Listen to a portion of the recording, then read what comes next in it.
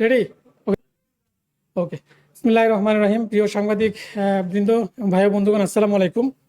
আমি শুরুতেই আপনাদের সকলকে স্বাগত জানাচ্ছি র্যাব কর্তৃক আয়োজিত, বিশেষ করে র্যাব 11 কর্তৃক আয়োজিত আজকের এই সংবাদ সম্মেলনে। আমরা কৃতজ্ঞ, আপনারা অনেক কষ্ট করেও এই দুর্যোগপূর্ণ আবহাওয়ার মধ্যে এসেছেন, বাইরে অনেক বৃষ্টি হচ্ছে, তার মধ্যে এসেছেন, এই জন্য আপনাদের কাছে কৃতজ্ঞ। আমরা নারায়ণগঞ্জ থেকে এসেছি দুইটা ক্রুলেস মার্ডারের রহস্য উদ্ঘাটন এবং সে সম্পর্কে র্যাব যে কাজ করেছে সেটা সম্পর্কেই ব্রিফ করার জন্য। দুইটা ক্রুলেস মার্ডার হয়েছে, একটা হচ্ছে নারায়ণগঞ্জের সোনারগাঁ উপজেলায়, আর একটা হয়েছে কুমিল্লার তিতাস উপজেলাতে। এই দুইটা নিয়ে র্যাব কাজ করেছে এবং সেটার সফলতা আমরা গতকাল পেয়েছি। সেটা সম্পর্কে আমি আপনাদেরকে জানানোর জন্য এখানে এই আয়োজন করা হয়েছে। তো প্রথম যে হত্যাটি হয়েছে সেটা ছিল নারায়ণগঞ্জের সোনারগাঁ উপজেলায়। এটা একজন এই বছরেরই গত মাসের জুন মাসের 17 জুন নারায়ণগঞ্জের সোনারগাঁ উপজেলার একটি স্থানে একটা গলা কাটা লাশ পাওয়া যায়। সেই লাশটা পাওয়ার পরে এটা নিয়ে বিভিন্ন সোশ্যাল, প্রিন্ট, ইলেকট্রনিক সকল মিডিয়াতে ব্যাপকভাবে এটা আলোচিত হয় এবং এটা নিয়ে এলাকায়ও এই হত্যাকাণ্ডের রহস্য উদ্ঘাটন এবং তার বিরুদ্ধে তার আইনানুগ ব্যবস্থা গ্রহণ করার জন্য এলাকাবাসী এটা নিয়ে মানববন্ধন পর্যন্ত করে। এরপরে আমরা ঘটনাস্থল ভিজিট করি, পরিদর্শন করার পরে আমরা এটার রহস্য উদ্ঘাটন নিয়ে আমাদের গোয়েন্দা কার্যক্রম চলমান থাকে। আমরা কার্যক্রম শুরু করি এবং এইটা ছিল আমাদের 4 নম্বর আসামি এবং যে কিনা প্রধান আসামি। ঘটনাটি ঘটে 2025 সালের জুন মাসের 17 জুন। এই ঘটনাটা ঘটে মূলত একটা আধিপত্য বিস্তারকে কেন্দ্র করে। আমাদের যে ভিকটিম তার নাম হচ্ছে রতন।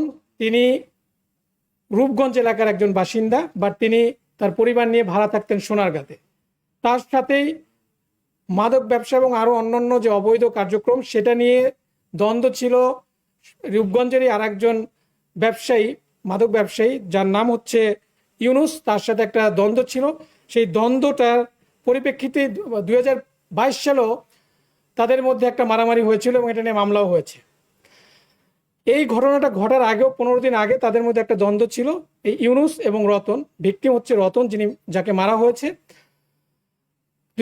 15 দিন আগে তাদের মধ্যে একটা দ্বন্দ্ব হয়। সেই দ্বন্দ্বর সূত্র ধরেই এই ইউনুস রতনকে হত্যার পরিকল্পনা করে। সে অনুযায়ী 2025 সালের এই জুনের 17 জুন তার যে ভাড়া বাসা, সেখানে তার একটা সিএনজির স্ট্যান্ড ছিল, সেখানে সে সিএনজি ভাড়া দিত এবং চার্জ দিত, ইলেকট্রনিক যে চার্জ দেয় সেটা করতো। সেখান থেকে এই ইউনিসের একজন প্রতিনিধি গিয়ে রাতের বেলা, মধ্যরাতে এই রতনকে খবর দিয়ে নিয়ে আসে, একটা অজ্ঞাত জায়গায় নিয়ে যায় এবং সেখানে তাকে বিভিন্নভাবে টর্চার করে তাকে হত্যা করা হয় এবং এইটা এই ইউনুসের নির্দেশেই হয়েছে। পরবর্তীতে যে মামলা হয়েছে, 2 দিন পরে মামলা হয়েছে, সেই মামলার 1 নম্বর আসামি ছিল এই ইউনুস। এই ঘটনায় টোটাল মামলায় 11 জনের নামে মামলা হয়। তার মধ্যে আমরা ইতিপূর্বে আরও 3 জনকে অ্যারেস্ট করেছি এবং যারা আদালতে 164 দিয়েছে এবং এই হত্যাকাণ্ডে ইউনুসের সংশ্লিষ্টতার কথাও বলেছে। তো প্রাথমিক জিজ্ঞাসাবাদে আমরা যেটা জানতে পেরেছি, ইউনুস ওতপ্রোতভাবে এই ঘটনার সাথে জড়িত এবং মামলা হওয়ার পরে সে বিভিন্ন জায়গায় পালিয়েছিল এবং সর্বশেষ যে তথ্যটা আমাদের কাছে ছিল সেটা হচ্ছে তিনি পালানোর জন্য পার্শ্ববর্তী একটি দেশে পালানোর চেষ্টা করছিল এবং পরবর্তীতে গতকাল নীলফামারীতে চলে যায়। সেখান থেকে সে বর্ডার ক্রস করে অন্য দেশে যাওয়ার একটা চিন্তাভাবনা করে। আমরা আমাদের যে গোয়েন্দা কার্যক্রম তার ভিত্তিতে জানতে পারি যে সে দেশ থেকে একটা চিন্তাভাবনা করে। তখন আমরা তাকে আমাদের র্যাব 13 থেকে একটা টিম দিয়ে গতকাল তাকে অ্যারেস্ট করা হয় এবং পরবর্তীতে তাকে ঢাকায় নিয়ে আসা হয়। সো এই ছিল প্রথম হত্যাকাণ্ড। দ্বিতীয় যে হত্যাকাণ্ডটি, এটা ছিল আরও চাঞ্চল্যকর একটা বিষয়। সেটা হচ্ছে যে কুমিল্লার তিতাস থানাতে একটা বাড়িতে রংপুরের একজন রাজমিস্ত্রি, যে দেশের বিভিন্ন স্থানে ঠিকাদারির ভিত্তিতে বিভিন্ন জায়গায় কনস্ট্রাকশনের কাজ করে থাকে। তার নাম মোস্তফা। তিনি 55 বছর বয়স।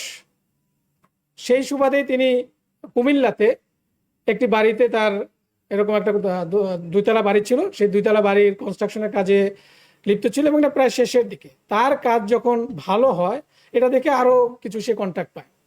তো এই কন্ট্রাক্ট পাওয়ার পরে তার কাজ প্রায় শেষ হয়ে যাচ্ছিল এই কুমিল্লা থেকে, সে চলে যাওয়ার প্ল্যান করে, বাট পরবর্তীতে তার আরেকটা কন্ট্রাক্ট পাওয়ার পরে সে নতুন একটা বাড়ির কাজ ধরে। সেখানেই কাজ করার সময় সে চাঁপাইনবাবগঞ্জের আরও দুইজন মিস্ত্রিকে, যেহেতু সে একজন কন্ট্রাক্টর টাইপের ছিলেন এবং রাজমিস্ত্রি ছিলেন, তিনি অন্যান্য বিভিন্ন জায়গা থেকে আরও মিস্ত্রি নিয়ে এসে তার এই কার্যক্রমগুলো করাতেন কনস্ট্রাকশনের কাজে।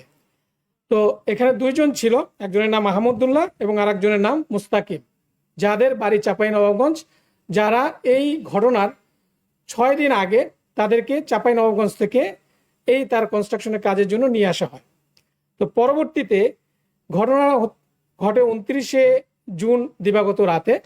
এই দিন এই যে মোস্তফা তার সাথে তার যে মিস্ত্রি ছিল দুইজন সহযোগী, তাদের সাথে একটা দেনা পাওনা নিয়ে যে মজুরি ছিল সেটা নিয়ে তাদের মধ্যে একটা বাকবিতণ্ডা হয়। বাকবিতণ্ডার এক পর্যায়ে এই মোস্তাকিম এবং আহমদুল্লাহ তাকে মারধর করে, ঘুষি দেয়, বিভিন্ন করে, অত্যাচার করে, টর্চার করে। একটা পর্যায়ে তাকে, তার সাথে থাকা প্রাথমিক জিজ্ঞাসাবাদে এটা যেটা জানতে পেরেছি আমরা, ছোট একটা লোহার টুকরা দিয়ে তার চোখে আঘাত করে এবং সেখানে ব্লিডিং হয়। এরপরে তাকে তার গামছা দিয়ে মুখ হাত পা বেঁধে ফেলে এবং কস্টিপ দিয়ে পেঁচিয়ে, তার একটা ছবি আছে খুবই বিভৎস, তাকে একেবারে তার নাক মুখ পুরাটা বন্ধ করে তাকে ফেলে যায় এবং সে যখন নিস্তেজ হয়ে যায় তাকে তারা সেখানে রেখে তারা পালিয়ে যায়। এটা ছিল কোনো এর রহস্য উদ্ঘাটন করার কোনো ক্লু আমরা পাইনি ইনিশিয়ালি। এটা মামলাটাও হয় একদিন পরে, তার ভিকটিমের পরিবার এসে এটা মামলাটা করে। বাট এরা যখন পালিয়ে যায় এরপর থেকে আমাদের সন্দেহ হয় এবং আমরা তাদেরকে আমাদের নজরদারিতে রাখি। তারা তাদের সকল ডিভাইস বন্ধ করে ফেলে। যাই হোক, আমাদের গোয়েন্দা কার্যক্রমের ভিত্তিতে পরবর্তীতে আমরা জানতে পারি যে তারা খুলনার বাগেরহাটের মংলার ওখানে তারা অবস্থান করছে এবং সেই তথ্যের ভিত্তিতে আমরা গতকাল আমাদের র্যাব 6-এর একটা টিম সেখানে অভিযান পরিচালনা করে এবং এই দুজনকেই অ্যারেস্ট করতে সক্ষম হয় এবং তারা প্রাথমিক জিজ্ঞাসাবাদে এই হত্যাকাণ্ডের সাথে তাদের জড়িত থাকার কথা স্বীকার করেছে এবং এই যে অপরাধী যারা আছে র্যাব 11 কর্তৃক ধৃত, তাদের বিরুদ্ধে আইনানুগ ব্যবস্থা প্রক্রিয়াধীন রয়েছে। যদি এই ছিল ঘটনা, এই দুইটার হত্যা মামলার রহস্য উদ্ঘাটনের বিষয়। আপনাদের যদি কোনো বক্তব্য থাকে বা কোনো জিজ্ঞাসা থাকে করতে পারেন।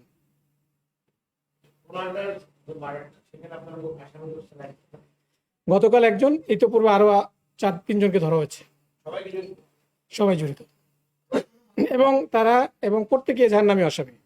এবং এই যে আমরা আজকে যাকে ধরেছি ইউনুস, এর চেয়ে যার নামে 1 নম্বর আসামি, মাদকের সাথে জড়িত এবং তার নামে ইতিপূর্বে আরো 4টা মামলা রয়েছে।